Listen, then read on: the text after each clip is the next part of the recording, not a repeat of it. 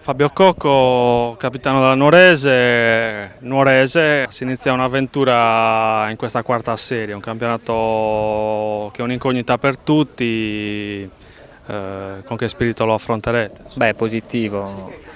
Ho appena notato che comunque la società ha costruito una squadra molto giovane che vuole fare molto bene in un campionato nuovo comunque per tutti. E, e niente, cercheremo di dare il massimo già dai primi giorni, già da stasera che scenderemo sul campo e cercheremo di iniziare a dare continuità al progetto che lo scorso anno abbiamo iniziato. 2 settimane intense, poi l'esordio in Coppa Italia il 24 e poi il 7 in campionato, insomma un mese di fuoco. Beh sì, cercheremo di arrivarci preparati sia fisicamente che mentalmente.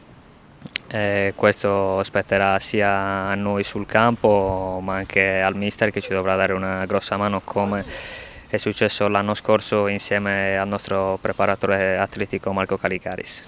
Quale può essere il ruolo della Nuorese in questo campionato? Beh, diciamo che fare un pronostico a questo punto è ancora prematuro, nel senso che non si conoscono ancora né i gironi, quindi non sappiamo proprio chi andremo a incontrare. Sappiamo che sarà un campionato difficile, un campionato nuovo per tutti, cercheremo di dare il massimo, poi sarà il campo come sempre a dire la sua.